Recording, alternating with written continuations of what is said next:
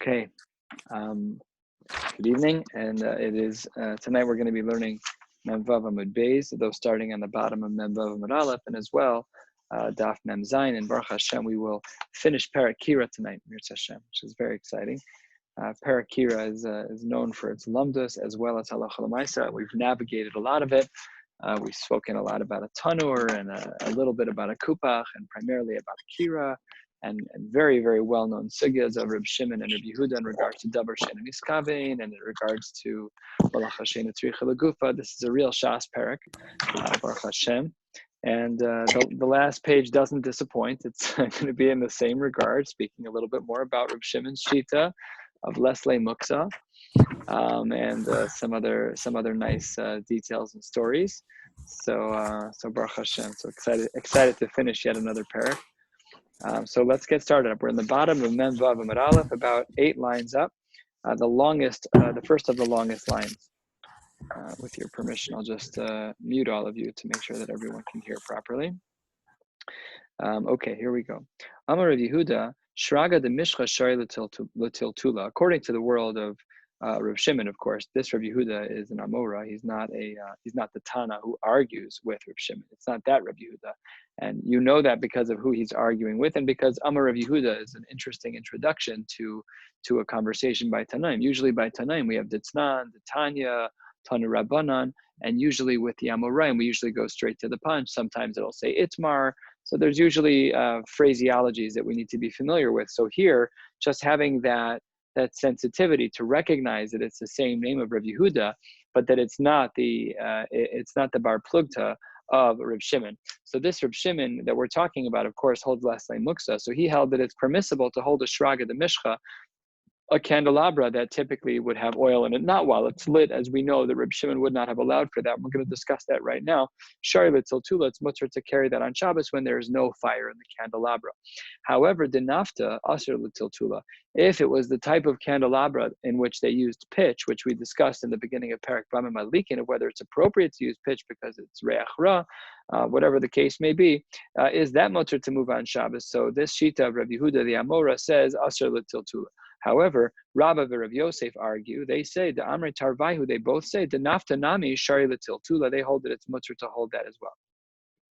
Rav Avia Ekla Lebe Rava. Rav Avia went to the house of Rava. Hava Meisan Be Kare Betina. His shoes were very dirty from walking on the road. Ative Apur Yakame de Rava. He kind of put them on the bed on whatever. Maybe if you could envision like a straw mattress close to the ground type of bed. So he put them in a way where the bed was able to get dirty from his shoes. Ikpid Rava, and Rava was makpid about it. Look at Rashi, 2 lines from the bottom. Ikpid Rava, Mishum Tinu Famita, you got my bed filthy with your dirty shoes. What are you doing? You got to be more careful. And therefore, 4 lines from the bottom, Ba'alit Sa'ure, he wanted to bother him. How did he want to bother him? Not like the way we function in our generation with a little nakama. Look at the bottom Rashi. B'shailas. He wanted to talk with him and learning. You messed up my bed. I'm going to chepper you with a bunch of halachic shailas. What was the question he asked? He asked about the second shita we just learned, that Rabba and Rav Yosef were matir carrying a candelabra that was used for pitch. Amar le. My time of Rabbi Rav Yosef Damri Tarvayu Shraga Danaftanami Shari L'Tiltule. Why is it that Rabbi and Rav Yosef against Rabbi Yehuda? Why is it that they said that it's permissible to carry a candelabra that was used for pitch? Amar Le and Rav Avia said back to Rava, Hol v'chazi l'chasuye be'mano. I'm able to utilize it to put it on top of another kli. No, I could use it to put it on top of another kli. Strange usage, but that's what it has a use. As long as it has a use, then there's no reason why it should be muksa. Elamayata says Rava back to him, and this is probably more the playful side. Oh, if I could use your pitch candelabra to cover something, then Elamayata called tzroros shebechatzer metaltal, and I can go pick up every last pebble in the yard, and I can also use it to cover things. But we know rocks are muksas. We'll see a little bit later today. I can cover a utensil with all the rocks that are outside. So what kind of ridiculous argument is that you're saying you can cover something with a can? I can cover anything with anything. So why would that be your svara to say that the menorah shel nafta, that the candelabra that was used for pitch, can be used because it covers another thing? Anything can cover another thing. That was kind of his point here with the tzuroros, with all the pebbles. Tzuroros is a well-known phrase from Maseches Bava Kama, let's say, for example, you kick a pebble and it damages someone's car. We'll get into that in Yirtzeh Hashem. I don't know how many months/years out, but it'll be a while. So that was the question that Rabbi asked back to Rav Avia. What do you mean? What do you mean it covers something? L'chasuya b'mana, anything can cover. Answers the Gemara. Amar le, ha ika Torah's kli aleha. Well, come on, Rabbi. This at least has a din of a kli. It's a candelabra that's used for pitch. It's not a pebble sitting outside in the ground. So this has the status of a kli. And therefore it's not going to be muksa. Hani, but these pebbles that you're referring to, leika Torah's kli alehen, and therefore, because these pebbles don't have the status of a kli, so they will not become unmuksa just because they can cover over another kli. Milo Tanya, didn't we learn after all, turning to the top of Memvav Amud Beis, Hashirayim v'hanizamim v'hatabaos, these are bracelets and nose rings and rings. Harehein kechol hakelim hanitlin b'chatzer, they're considered to be like kelim. Amar Ula Matam, Ula said, why are these things treated like kelim? Hoel v'ika Torah's kli alehen, because they have a halachic status of a kli. So we treat them like kelim, even though they're not a kli that holds something, but they're functional. They have a function to them. They're jewelry, whatever they are. Hachanami, here too, in our case. What was our case? The case we were discussing on the bottom. The case of the nafta, the candelabra that was used for pitch. Hachanami, says the Gemara, Hoel v'ika Torah's kli aleha. So Rav Avia kind of validated his shita, and again, the whole question was just to chapter a little bit. Amar Rav Nachman bar Yitzchak, Rav Nachman bar Yitzchak says, Brich Rachmana, blessed is HaKadosh Baruch Hu, Delo Ksife Rava le Rav Avia. It's a wonderful thing that Rava did not make fun of Rav Avia. And that certainly sounds true. I don't know what all the context is here. Is this would it have been mean? Would it have been zeirus? Would it have been dangerous?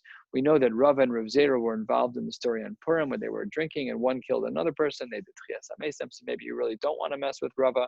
A lot that could be said here. But anyways, that's what Rav Nachman bar Yitzchak adds to the story, is that thank God Rava went the gentle route and he did not give any sharp musar or embarrassment to Rav Avia. Continues the Gemara 6 lines from the top of Memvav Amud Beis.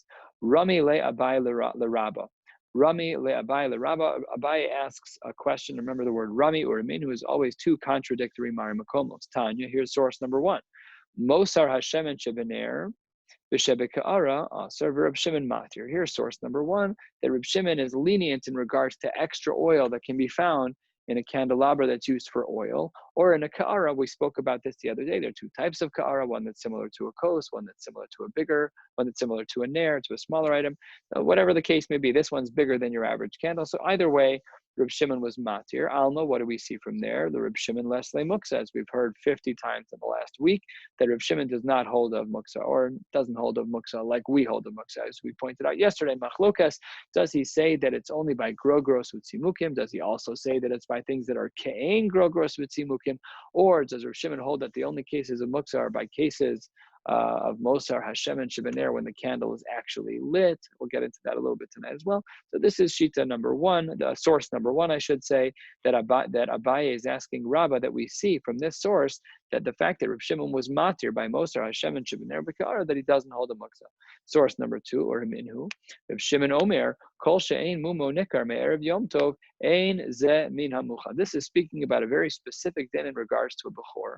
And if there is a bechor that has a mum kavua, not a regular mum, but a mum kavua, a permanent mum, then it cannot be shechted inside the makom hamikdash. So let's say that the animal has a mum, but we don't yet know if it's a mum kavua.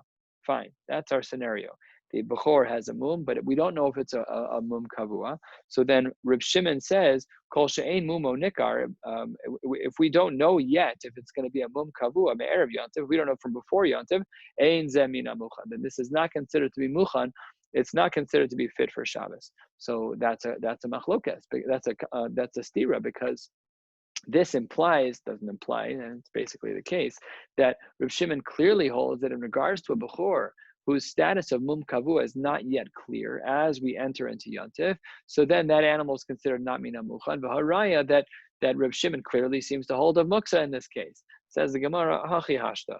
Hachi hashta is always a phrase of like, we need to recalibrate what's going on here. And here's what the Gemara says, a beautiful chakira, whereby it is easy for us to say that Reb Shimon has muksa in this case. Hachi hashta, wait a minute. Yeah. What you're asking from two sources that are apples and oranges. Hasam, in regards to the Mosar Hashem and Shibboner, the extra oil that's in the candelabra that Rav Shimon was matir, there Adam Yoshevu Mitzape Emosai Tich Benero. The guy is looking at the level of oil go down, and you can see what's happening. It's just a matter of time. It's inevitable that the oil is going to deplete to the point that the candle is no longer lit, and then according to Reb Shimon, then the candelabra is allowed to be carried. So there, we're watching the oil go down. We know what's happening. There, Reb Shimon is matir by the Moser Hashem and Shibboner. However, Hacha, in regards to the case of the Bechor, it's perfectly unknown. We have no idea if we're going to find out if this animal is a mum kavua on yantif or not. So says the Gemara, Hacha Adam Yoshevu Mitzape Masai Yipol Bo Mum. He's going to sit there and say, is it a mum yet? Is it a mum? Who knows if it's ever going to become a mum kavua? We have no idea. Meimar Amar, we could easily argue. Mi Yemar, Denafil Be Mumba. Who says that there's ever going to be a mum? So what the Gemara is doing here is it's rejecting the question out of the case. You tried to compare the case of Mosar Hashem and Shibboner to the case of the mum kavua of a Bechor. But the Mosar Hashem and Shibboner is inevitable that the fire is going to go out. It's in there. It only holds so much oil. Masha'ain came in regards to the Bechor with the mum kavua. It may never turn into a mum kavua. So therefore, we're not concerned. And then argues the Gemara even further. Even if you want to say that the mum has established itself, then it may not end up being a mum kavua. It could be a different kind of mum lav dafka, that it's going to end up being a scenario that postles this animal from being karev in the Beis Hamikdash. Even if you want to say denafil be mum kavua, even the worst case scenario, on Yontiv, 9 a.m. in the morning, yes, you're right, this animal's a mum kavua. It was a specific training. Not everybody knew how to be koveya, a mum kavua for a bechor. Not everybody knew how to do that. So even under all the stars have aligned, but still you wouldn't necessarily have the chacham. You wouldn't have the posek to say, yes, taka, this is a mum kavua. So therefore, the Gemara doesn't like this distinction. On that note, the Gemara asks a question on this last argument. Masiv Rami Bar Chama, Mafirin Nadarim b'Shabbos. Let's say that a child or a wife makes a neder. So we know that a husband is allowed to be meifir neder. He can undo his wife's neder. So she says, I'm not going to eat chicken soup this week. He can be meifir nidra as well, b'Shabbos. As well, v'nish alin l'nedarim shehein l'tzorach Shabbos. As well, one can do hafaras neder.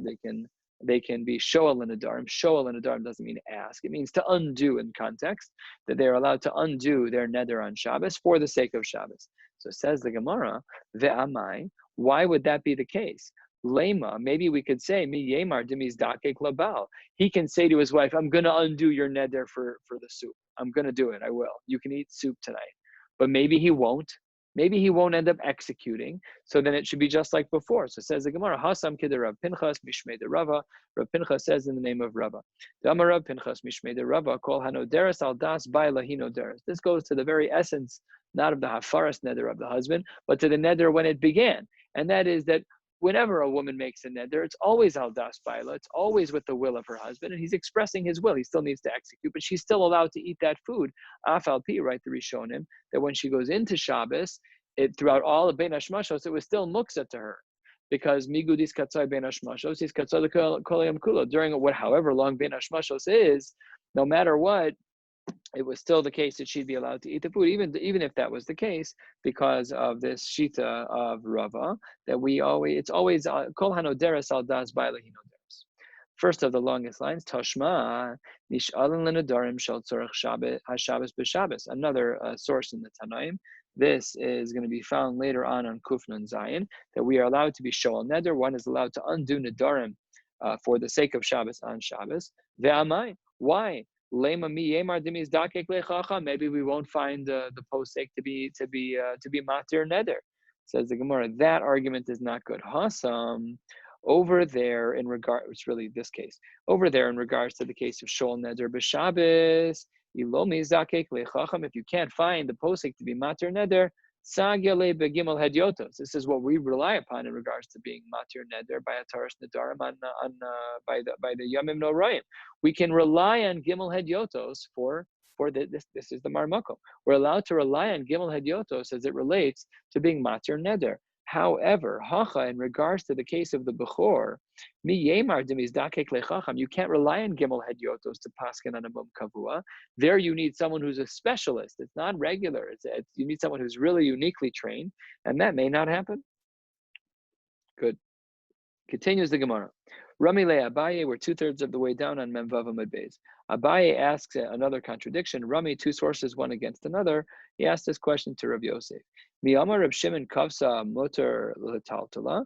Does Rav Shimon hold that if a fire goes out, that one is then allowed to carry the candelabra? Implication: kavsa in that if the fire goes out, then he's allowed. Lo kavsa lo. And my taima, what is the reason why he would hold that it's usher if the fire was still lit? Dilma bahade dinoke lakavsa, that maybe when you're taking out the mosar Hashem and Shabbat, you're taking out the extra oil while the candle is still lit, maybe you'll come to inadvertently put out the flame. But then says the Gemara, but wait a minute, Hasham inan le the Reb Shimon de Amar davar shem miskaven mutter. We know the shita of Reb Shimon in another area of halacha is that davar shem miskaven is mutter. So that's the contradiction that the Gemara is very, very bothered by, because if we have Mosar Hashem and Shabbat and the candles lit, then, and that's the shita of Reb Shimon, then Reb Shimon himself, from another area of halacha, from davar shem miskaven, should absolutely be allowed to remove the oil, because he holds davar shem miskaven as usher. I'm not trying to put out the fire. I just need that oil to flavor my salad. So I'm going to dig in there, grab some olive oil and spring. So the Gemara says, wait a minute. The same person who were concerned about kibui, Reb Shimon, that were saying that it's muksa, Mosar Hashem and Shabbat is muksa if the fire is still lit, the same person, Reb Shimon, holds davar shem miskaven is mutter. And what's the raya for that? The Tanya, of course, as we've learned, Reb Shimon Omer, Reb Shimon was of the opinion that davar shem miskaven is mutter. How do we know this? Because the Brisa says, Gorer Adam Kisei Mita V'Safsal. We saw machlokas about this earlier in the Maseches, that only by big kalim or only by small kalim, that one is allowed to drag a chair, a bed, and a bench across the grass. Ubilvad shelo yiskaven lasos charetz, and only provided that it wasn't your intention to actually dig a ditch in the ground. And I'll just add, as we saw in the Ritva a couple of days ago, it's also only true if it's not a psik reshe, that it's not definitely a result. So that's the Gemara's question here, Reb Shimon against Reb Shimon. This is the question that Abaye is asking Rav Yosef. So answers Rav Yosef with an answer that completely would morph the shita of Reb Shimon. Here's what he answers. 7 lines from the bottom. Kol heicha dechi mechavein ika isure deoraisa kicha mechavein gaza Reb Shimon midirabanan. If there is a case where, had you had kavana, let's say by the oil, let's say that you went in there to take out oil specifically to burn out the flame. So then, had you had intention, then that would have been kibui, that would have been a malacha d'oraisa. So then in those cases, kilo mechabein, and when you don't have kavana, in that case of the fire, namely removing oil, not for the sake of putting out the fire, but just to get oil, gazar Reb Shimon d'Rabbanan. And then the second part is this, but had it been a case where, had you intended on violating the malacha, you only would have violated nisr d'Rabbanan, kilo mechavein shoy Reb Shimon lechatchila. Now this answer of Rav Yosef to Abaye's question reframes and limits what our leniency is of davar shem miskavein to only dinei d'Rabbanan. That is a significant change in regards to the shita of Reb Shimon, and we do not paskin this way. And the Gemara is going to reject it right now. Masiv Rava, hold on 1 second, hold on. You're saying that the leniency of davar shem miskavein only applies by dinei d'Rabbanan, and it doesn't apply by dinei d'oraisa? That can't be. That's not right. Masiv Rava, mochre ksus, people who sell clothes for a living, mochrin kedarkan. You want to wear. You can sell them by wearing them, even if it's wool and linen. Ubilvad shelo yiskavein, as long as your intention is not to fulfill the isser of shatnez of that. That's fine. Let's say that you're wearing a shirt that has a little bit more breezy, and you're wearing that in the summer. You might like it, but your kavana is not to wear it for the sake of the hot weather. And also, I'm putting on a raincoat. It happens to be raining, and it happens to be a shatnez coat. So there, the Gemara says it says in this brisa, this Mishnah actually, it says here that as long as your kavana is negative, as long as your kavana is not to violate the Isser De'orais of Shatnez, you're good to go. V'hatznun finishes off this Mishnah from Kilayim. The Mishnah says v'hatznun, those who are super stark, umafshilin b'makel achorin. They would kind of use a mannequin of some kind. They'd hold up the clothes on a stick, whatever they would do. So it says the Gemara, what do we see from this Mari Makom? Here, if I have intent to wear shatnez, I violate Nisr Derabanan. Kilo mechavein, but when I don't have intention to violate a Nisr Doraisa, Shari, Reb Shimon L'chadchila, that would be perfectly mutter. So Rav Yosef, you tried to give me an answer that there's two levels. When I would have had intention and it would have been an Isser D'Oraisa, then to not have intention is only an Isser D'Rabbanan. That's not Reb Shimon. Your answer does not work. Your answer does not work because we see from Shatnez that Rav Shimon's willing to go to each extreme. That had you had kavana, it would have been an Isser D'Oraisa. And if you don't have kavana, it's not an Isser D'Rabbanan, it's mutter. B'haraya, the case of Shatnez. So therefore he destroys the answer of Rav Yosef. Ella Amar Rava therefore answers the question on his own, turning to the top of Mem Zayin Amud Aleph. Hanach lener shemen upsila. The reason why Reb Shimon was of the opinion that there was muksa wasn't because of kibui. It wasn't because he was concerned that the fire was going to go out, but rather hoel denase basis ledavar ha'aser. It's when this candle is lit, then everything in it is a basis ledavar ha'aser. All of it is connected. It's all on the base of that iser, which is in this case is the flame. That's what Rashi writes on the top. Ledavar ha'aser, basis ledavar ha'aser. Rashi says l'shal heves. The b'chihai muksa, with this type of muksa, when the flame is still lit, mode Reb Shimon shehakli tafel l'shal heves be'odabo. He wasn't worried about extinguishing. He was only worried about this particular case, of this particular concern, I should say, about basis ledavar ha'aser, that while the candle's lit, everything else is tafel to that basis. And that's what we call in the learning world, basis ledavar ha'asar u ledavar ha'mutter, and that is muksa. We actually do paskin that way. So let's say you intentionally, knowingly left your talis in your tefillin bag on Shabbos. You did it on purpose. You really should not be using that tefillin. You can't move your tefillin, so you have to find another talis. Probably better to daven without a talis. Probably, ask a shaila. So that's how the Gemara answers. That's how Rava answers the contradiction that was presented by Abaye with these two conflicting sources of Reb Shimon. Number one, that he did not allow the removal of oil while it was lit, even though he wasn't intending to violate mechabet, to extinguish it. And at the same time, he held davar sheni miskaben is aser. Answers Rava, no, your concern was wrong. Your concern was wrong. He wasn't concerned about kibu. He wasn't concerned about extinguishing. He was concerned about basis and davar ha'aser. And even there, Reb Shimon was of the opinion that there was muksa there. And again, we're on the top of Mem Zayin Amud Aleph, 2 lines, the second line. Yes, sir. Question back to the shatnez for 1 second. When the pasuk says don't wear shatnez, it doesn't say don't wear shatnez and have the intent to violate. It just says. Yeah. That's right. So look at Rashi on the bottom of Mem Vav Amud Beis, and Rashi gives you a little bit of the lamdus of mochrin kedarkan, 4 lines from the bottom. Ve'afilu shel kilayim lovsho lehar oso bashuk. There has to be a certain hana, a certain enjoyment that you're getting out of it in regards to the garment itself. Not indirect hana like financial profit, but a hana of the garment. So Rashi here points out, and this is clear throughout Shas, because shatnez is used as a prototype for this type of question a number of times, that it's only about when you're wearing it for the sake of it being a beged. But it has to have the din of beged. But if it doesn't have the din of beged in that you're wearing it only lehar oso, so that's not the isser. I'm sure the Rishonim have a richer answer than that, other than my explanation of Rashi. But Rashi clearly draws that line that when it's lehar oso bashuk, that it's permissible. I don't think Toso speaks about it here. Yeah, he doesn't. That's a basic answer, but certainly there's a distinction. We have this principle by Shabbos too called Maseches Machsheves, that in order to violate the Isser Torah by Maseches Machsheves, then you have to have kavanah. Look at davar sheni miskaven by Reb Shimon. That's the best example yet. Reb Shimon was of the opinion of davar sheni miskaven is mutter, that even though had you violated the Isser, it would be an Isser D'Oraisa, but because it's not your intention and because it's not definite, that's granted a distinction between the case you're asking from and our case of Shabbos, but still he would say it's mutter. But it's built into the world of Shatnez. I'm pretty sure the Gemara discusses this in Menachos, but I'm not 100% sure.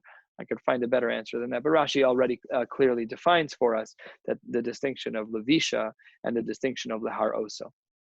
So that's where we're going to be up to now. Mem Zayin Amud Aleph, line 2. Amar Rab Zera, Amar Rabasi, Amar Rav Yochanan, Amar Rav Chanina, Amar Rav Rumnus. Very unique name of an Amora. And this is going all the way back into the very early times of the Amoraim, because Rav Yochanan was very early, and his Rebbe, Rav Chanina, all the way back to Rav Rumnus. This is like very, very early by the times of Rebbe and Rav Yehuda Nasi. And what did he say, Rav Rumnus? Li hiter Rebbe litaltel machta be'efara. I am allowed to carry a shovel that was typically used for incense, something like what we would have used in the times of the Mikdash or the Ketores. I'm allowed to carry it with its afer inside. So says Reb Zera, Omar le Reb Zera le Reb Asi. Really? Now remember that these generations, this was later now, because Rav Asi was, look at the first two names, Amar Reb Zera, Amar Rav Asi. Those are the first two names out of 5. So they're going back in time. Rav Rumnus lived way before them. So now they couldn't ask him. So Rav Zera, who was the first in the line, said to his Rebbe, to Rav Asi, Mi Amar Rav Yochanan Hachi. Am I allowed to take a shovel and I'm allowed to carry ash in it? I'm allowed to carry burnt ashes. Is that okay? Burnt ashes are muksa, but it's not. No tel adam bino. A person can carry a child even though he's carrying a stone in his hand. Oh, kalkila, I can carry a basket, v'ha'even bisocha, if there is a rock inside. And the Amar Rabba Bar Barchana Amar Rav Yochanan b'kilkala malaya peros askinan. When is it that we allow the carrying of the basket with a rock inside? That's only if there's also fruit inside, but not without the fruit. So if that's the case, and how did we allow the shovel to have all of the afer in it? The afer is muksa. The afer is similar to the stone inside of the wicker basket. If all there is inside of the wicker basket is a stone, you should not be allowed to carry it, because the Gemara said it was only mutter with peros as well. Namely, if you're going to be carrying something that's muksa, it has to be in conjunction with something that's not muksa. And in our case of Rav Rumnus, that Rebbe seemed to have been matir. Why would that have been permissible? Rav Zera said to Rav Asi, there was only muksa in the shovel.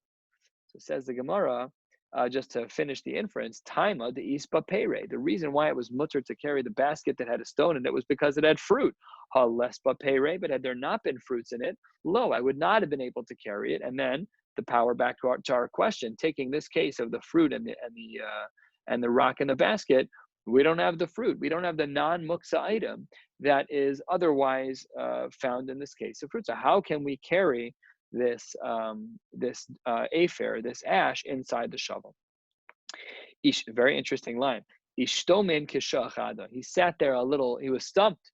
You got me. Beautiful question. Ishtomen. He sat there dumbfounded a little bit, confused. And then finally he answered, it must be the Omar, Hachanami, the Ispe Kartan. There must be Kartan. What's Kartan? Rashi to the right, a few lines up, the Ispe Kartan.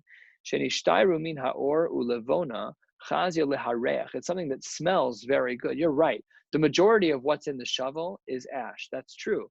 But there was something else inside the shovel that smelled good, and that would be the equivalent of the peiros to the stone. So here we have the kartan to the afer. We have the good smelling spices that are in the same shovel as the ash, and that should make it permissible. Amar Abaye says that answer doesn't fly. Kartan be Rebbe mi chashive. Kartan was like a cheap and inexpensive spice. Rebbe was a wealthy person. You think he's going to care about the little spice that's on the bottom of the shovel? He didn't care at all. And if you want to say, oh, okay, you're right, Rebbe was rich, but maybe by poor people, the kartan was considered chashuv, says the Gemara. That doesn't work. It's subjective. It depends on where you are. Tanya, the Brisa writes, big day aniyim la'aniyim, big day ashirim la'ashirim, that when we are making equivalences in regards to muksa, it has to match who you are. If you're poor, then the kartan would work for you. But if you're rich, it would not work for you. Aval de aniyim la'ashirim lo. It works in one direction, that that which is good for the rich is also good for the poor, but that which is good for the poor, namely in this case the kartan that smells good, that's not shaykh by the rich people. And if that's the case, then how does the answer work that there was kartan inside the shovel? Because we had to make it that there was something that was non-muksa inside the shovel. The shovel had ash in it. You wanted to argue that there was also kartan. Says the Gemara, but it's Rebbe's house. This question was asked to Rebbe. if the question was asked to Rabbi, Rabbi was wealthy and kartan is useless to him. There's no chashivas there. So therefore, everything in the shovel is muksa. And hadra kushila duchta. We're right back to our starting point, which is the question that Reb Zera asked Ravasi: how could it be that Rebbe was matir carrying the machta? Ela Amar Abaye, the reason why it was mutter is not because the afer wasn't muksa. It is muksa. However, midi dehave a graf shel re'eh. Such an important halachic concept. The graf shel re'eh is literally a piece of fecal matter that we are therefore allowed to move because it's not acceptable. It's something that we're not allowed to use. It's filthy. So there's a dirty diaper. You're absolutely allowed to move it. You're no problem at all. There's no issues of muksa whatsoever. So then that's why we're allowed to move it. Rabbi doesn't like this answer on two counts. Amar Rabbi, shtei tshuvos badava. Right around the middle of the page, Mem Zayin and Aleph, there are two different responses that Rabbi gives to this. Response number one is chada graf shel rei mais. The graf shel rei, when there's something that's filthy, that's disgusting. It's fecal matter. It's disgusting. V'hai, it's just ashes. It's not disgusting by comparison. It's not disgusting at all. V'hai lo mais. Ve'od, and second of all, to reject Abaye's answer, graf shel rei migle. Graf shel rei is revealed. Dirty diaper is there. You see what's there. V'hai michse. This is covered because the way, as mentioned, the way that this worked is that they would put coals inside with good smelling, and they'd have holes in the top of it. It was like a hole in the top of this metal container, and the air would waft out and smell good. So he says here it's michse, the good smelling, the good smelling. It's not good smelling in this case. The afer that's inside the shovel was covered. So therefore, for two reasons, Rabba rejects the answer of Abaye. And again, hadra kushila duchta. We're back to where we are, which is, why would Rebbe have been lenient in regards to the case of machta be'efara? Why are we allowed to take a shovel and carry ashes with it? Answers the Gemara, Amar le Ella Amar Rava ki havinan be Rav Nachman have metaltalinan kinuna agav kitma. They were carrying a kinuna. Take a look at Rashi, 2 inches below where we are. Dibur hamaskel kinuna. Klina choshes, it's a metal utensil. Shemevin bo haor lifnei sarin lehischame. It was basically like a portable heater of some kind, or a lighter, one of the two, something along those lines. It was a metal container. And Rav Nachman said that Rava said that Rav Nachman said that was on top of the ashes. It still had a function to it. It was still a kli, and that was considered the non-muksa component that was along with the ash, and therefore it was permissible. Meisive, the Gemara says, that doesn't work. That doesn't work, Rava. Why? Because Vishavin, everyone agrees, everyone agrees that if there's shivrei psila, that there's only pieces of a wick, or if there's pieces of wood, but it's not functioning right now, so that it's totally useless. And because it's totally useless, therefore we're back to our question yet again, which is, how in the world could Rebbe have been matir to Rav Rumnas to carry this shovel with ashes, and it even with the kinuna on top? After all, everyone agrees that if there's shivrei psila, that it should be muksa. Answers the Gemara, Amar Abaye bigilila shanu. What does it mean, the bigilila shanu? Take a look at Rashi, the last of the short lines of Rashi, bigilila shanu, shechashuvos lahen. In the Galil, it was important to them to have shivrei psila. She'ein begadim shel pishtan mitzuyin lahem. They didn't have flax, which was a regular unit by them. That was a regular garment by them in regards to wicks. So hilkach lo batle v'nasener basis lahem. So that they would use these psilos as wicks, and they were therefore functional. And because of that, it was not muksa. Very good. That ends this sugya. And just to shorten the last 25 or 30 lines, the question was that Rav Rumnas said that Rebbe says it's mutter to carry a machta with afer, and finally Shak Levataria back and forth. The Gemara concludes like Abaye that this was only true in Galila when there was a kinuna, when there was this kli that was on top of it that still had a function, but it only was true in places where they didn't have flax. About 2/3 of the way down, first one on the what line is Levi. Levi bar Shmuel ashkechinhu leRabbi Abba uleRav Huna bar Chia dahabu kaimei apischa debei Rav Huna. Levi, the son of Shmuel, found Rabbi Abba and Rav Huna bar Chia, and they were at the doorway of the house of Rav Huna.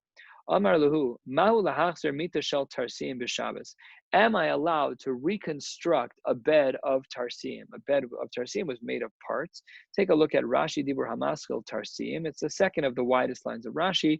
Sorfe nechoshes. It was made out of metal. O gardim, or it was made for carpenter's bed. But they were traveling a lot. They brought their own sleeping bag, but it was actually a bed. The holchen me'ir le'ir le'malachton. They would go city to city to do their work. The nosin imohen mitos shel prakim, and they would carry with them a bed that could be constructed out of a few pieces. No problem at all. So the question is, what is one allowed to do that on Shabbos? And Rav Huna said, Amar le shapir dami, no problem at all.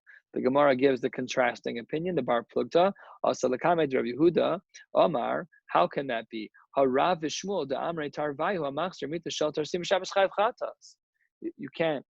If you're reconstructing a bed, it should be bona, it should be makeh b'patish, whatever it is. It can't be bona because we have a principle that Rashi here highlights that I forgot, which is ein binyan b'kalim. So this would have to be probably the isser of makeh b'patish.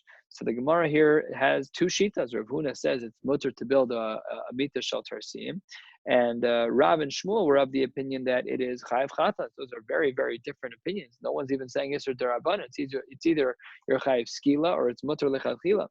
So let's get back into the Gemara here. That says the Gemara Mesibe. Hang on one second. Hamachzer kanei menorah b'Shabbos chayav chatas. A person who rebuilds a menorah on Shabbos is chayav chatas. Very similar to the opinion of Rav and Shmuel. We're going to read the rest of this source, but really these first 5 words are all that we need. The kanei menorah b'Shabbos chayav chatas, very similar to the mita shel tarsim. Says this Tosafta. It continues. Kanei sayadin lo yachzir. The painters would have, we have this nowadays too. If you want to paint on the ceiling, you take an extension and you turn one into the other, you screw, then you can make it longer. So great, perfect, that works out great. If you do that on Shabbos, kanei sayadim, what about the stick that they are building? Lo yachzir, you should not click the pieces back together. The im hichzir, but if you do, it's pater aval asr. And some highlight here, I believe that the reason why it's asr is not asr here is because it's a suya lakach. Sometimes you need to use that when it is a shorter handle, and sometimes you need to use it with a longer handle, so it's less of a problem than the case of the kanei menorah. Rabbi Simoy Omer Keren Agula Chayev. If you have an instrument that is made in a circle, a more complex instrument to build, that would be Chayev. Keren Pshuta Pater. And if you have a flute or another type of instrument that's perfectly straight and easier to build, so there we would say that that's pater, which is pater avalasar, of course, nisur derabanan. So what do we see from here? We see that the shita of Rav and Shmuel, that building a bed of parsim was supported because it's just like the case of the kanei menorah b'Shabbos. In other words, how did the first shita of Rav Huna get off the ground? Answers the Gemara, inhu de amor ki haitana. They must have held like one of the shitas that's found in this brisa. Titania, malbano samita, vakar samita, the different pieces of the bed. Ulevachim shel sekivas. And the levachim shel sekivas, take a look at the last Rashi on the page. Eitz katan kimin daf, a little board made out of wood, shetokin bekeshes, and you would use it to pull on a bow so that you would not hurt your fingers. They have these nowadays made out of leather. In May, the OU, we had a rabbinic retreat in the middle of nowhere in Camp Ramah in Georgia, and they had an archery. They had an archery course there, and this guy told us that he has this leather finger protector thing that you can do. So when you're pulling back on, same thing, same exact idea. They had a little piece of wood. Maybe it was more expensive to make the leather, so they had a piece of wood, and that's what this levachim shel skivas is. So the halacha is lo yachzer. You cannot reconnect all of these, either the bed pieces or the skivas. B'michzer pater avalasar, turning to the top of mem zayin and beis. And if you do so, it's an isser derabanan v'lo yitaka. You shouldn't click them together. B'mtaka chayav chatas. Reb Shimon ben Gamliel Omer, and this is the shita that's most important for us. So imhaya rafui mutter.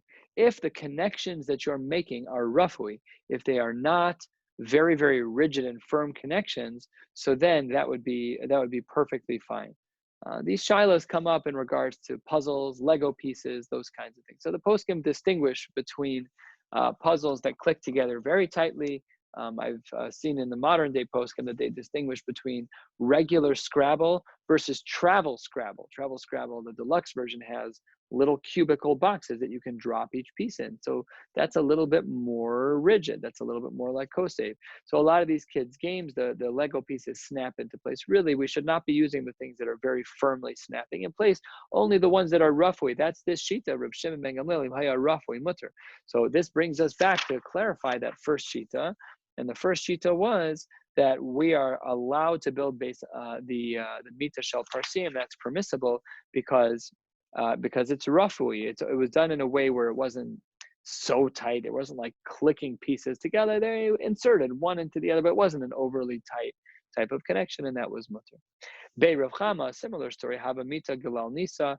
Rashi here points out that this type of bed of Rabbi Chama was quite similar and to the Tarsim, in that it kind of sort of clicked together, but not very tightly. Hava Mahadre Lebi Yomatava, and he would build this bed on Yontif. Amar le'ahumi de Rabbanan, a very important girsa changer. This is not to Rava. This question is being asked to Rabbi Chama. Rabbi Chama was the one who said that the Galal Nisa, that this bed was allowed to be utilized on Yontif. You could build it even on Yontif. So Amar le'ahumi de Rabbanan le Rabbi Chama, he said back to Rabbi Chama, you just said, my daitech, what exactly is your shita that you allow the bed to be rebuilt? That's crazy. How could you rebuild that bed on Shabbos? Binyan min hatzadhu. If you want to say it's binyan min hatzad, that it's indirect, take a look at Rashi, second line. What's binyan min hatzad?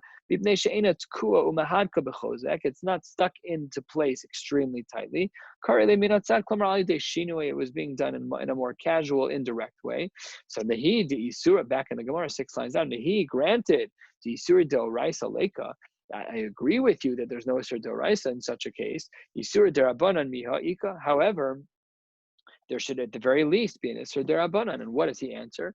He answers here the same way we answered for the Amorim on the previous page who allowed the mita shel tarsim.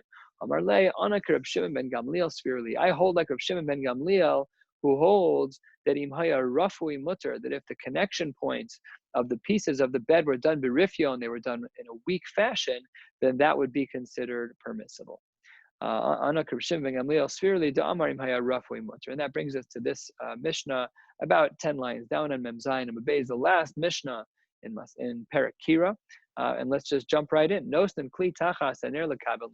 We saw this quoted out of context in the Gemara earlier, that one is allowed to put a kli, a utensil, underneath something where there is going to be nitzotos, sparks, or little pieces of fire that are dripping away from a candle.